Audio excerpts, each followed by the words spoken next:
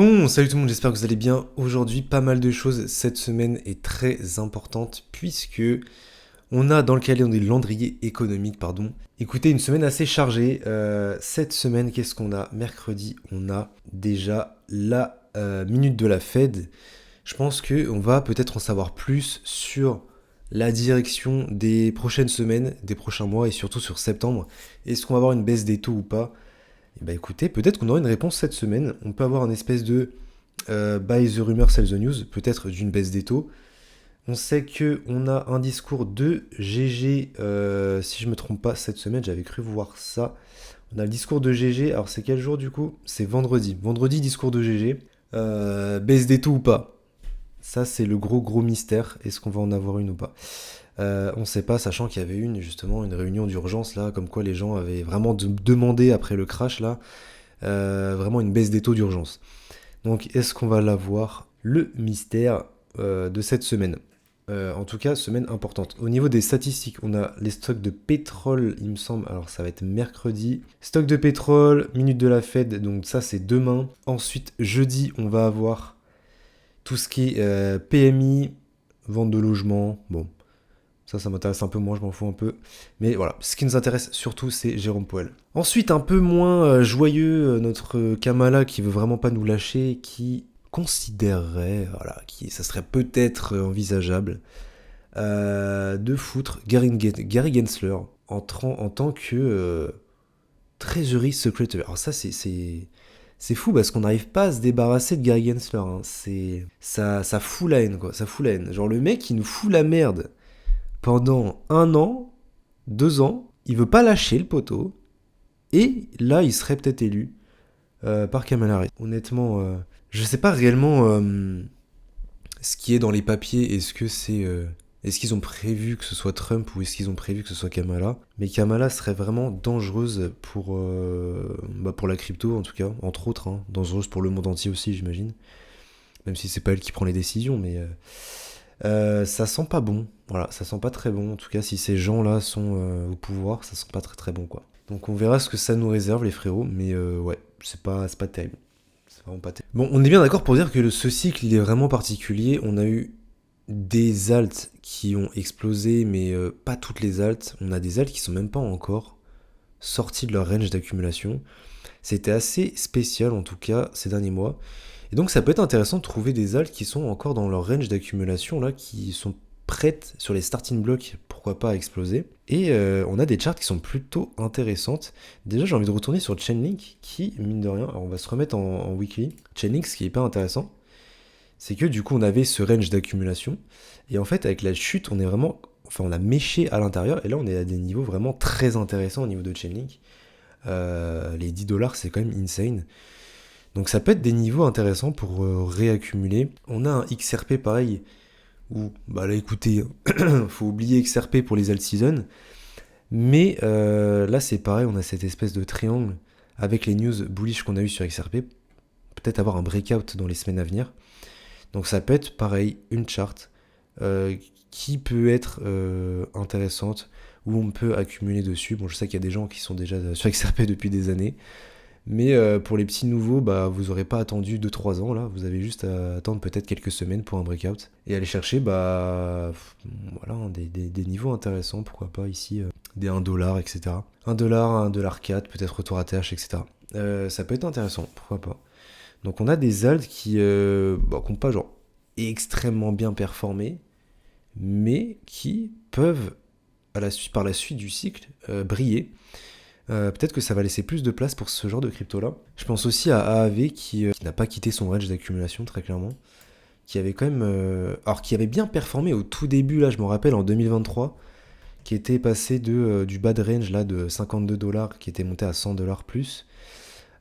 Plutôt intéressant, mais au final, par la suite, ça n'a pas bougé réellement, ça n'a pas vraiment performé. Et donc là, on est sur une accumulation de plus de 2 ans, les frérots. Donc, ça peut être, pourquoi pas, intéressant. On voit que ça bouge pas mal. Ça peut être un pari intéressant sur AAV aussi. Donc, on voit qu'on a quand même des charts qui n'ont pas quitté leur range d'accumulation.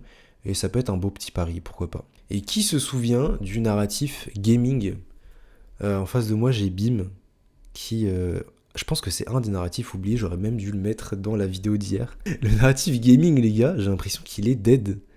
J'ai l'impression qu'il n'y a plus de narratif gaming. C'est tous les tokens gaming, que ça soit BIM il est retourné à la cave, alors qu'il avait extrêmement bien performé. Mais je pense qu'encore une fois, on est vraiment dans l'attention economy et que les grosses baleines et nous mettons notre argent là où il y a le plus d'attention. Et c'est ce qu'il faut faire, encore une fois, quand on dit qu'il ne faut pas se marier à son bag, c'est qu'en fait, il faut vraiment mettre son argent là où il y a de l'attention. Là où les gens, les grosses baleines, mettent leur argent aussi. Et c'est vrai que le narrative gaming, on n'entend plus du tout parler. Alors, est-ce que c'est le meilleur moment de l'histoire pour investir dedans ? Peut-être.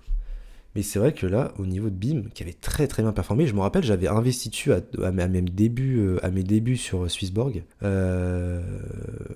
a fait un très très bon multiple ici. Et on a quoi d'autre en gaming ? On avait Immutable X aussi, IMX pareil, qui est retourné dans son range d'accumulation. Écoutez, peut-être que c'est pas le bon moment, pas le bon moment, en termes de visibilité pour le narrative gaming. C'était un des paris que tout le monde faisait, c'était que le narrative gaming allait être le narratif de la masse adoption.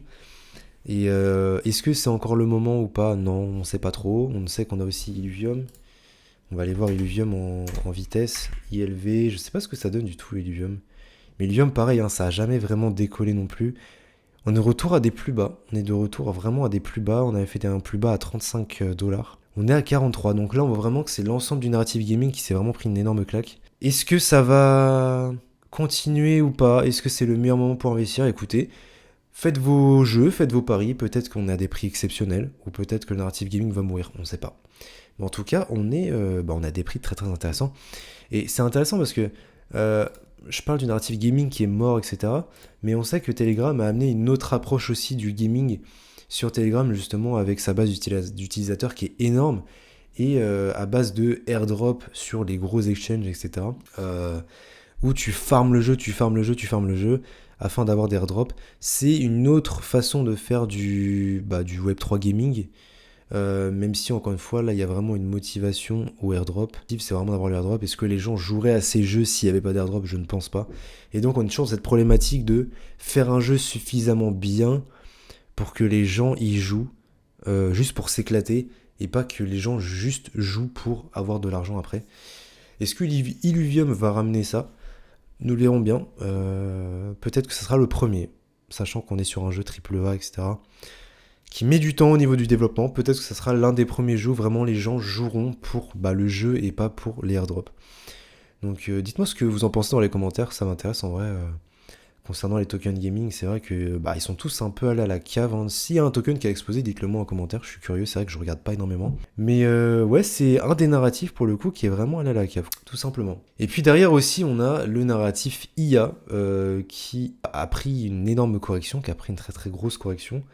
Et quand on regarde Fetch, c'est énorme ce qui s'est passé. On se rappelle, Fetch était parti en mode parabolique. Et là, pareil, on revient sur des niveaux, on va dire sur des niveaux d'accumulation, sur les niveaux les plus bas d'avant. Et c'est assez impressionnant quand même.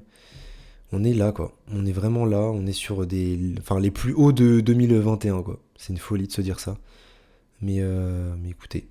Pareil, c'est des bons prix, c'est des bons prix. Si on croit dans le narratif IA, c'est des bons prix, très clairement. Donc voilà, en fait, ce qu'on voit globalement, c'est qu'on est vraiment sur des prix qui sont excellents dans tous les cas. Donc une personne nouvelle qui vient en crypto-monnaie, elle arrive en août, elle se retrouve avec des prix exceptionnels, donc plutôt intéressant. Même si on sait que malheureusement la masse va arriver quand BTC sera à 100K, peut-être 90K. Ce qui est dommage, mais en tout cas, on a des prix exceptionnels en ce moment. Donc voilà, tout simplement. On est dans un moment pivot, on va dire, pour ce monde des cryptos. On va voir ce qui va se passer dans les prochaines semaines, le mois de septembre et la fin d'année. Assez bullish sur la fin d'année. Je pense que tout se met en place avec potentiellement une baisse des taux, avec le retour de l'imprimante à billets. Mais ce qui va suivre est peut-être aussi dark, avec tout ce qui est récession, etc. Donc on verra bien ce qui se passe, préparons-nous. Si cette vidéo t'a plu, n'hésite pas à liker, commenter, partager, et puis nous on va se retrouver pour une prochaine vidéo. Ciao tout le monde.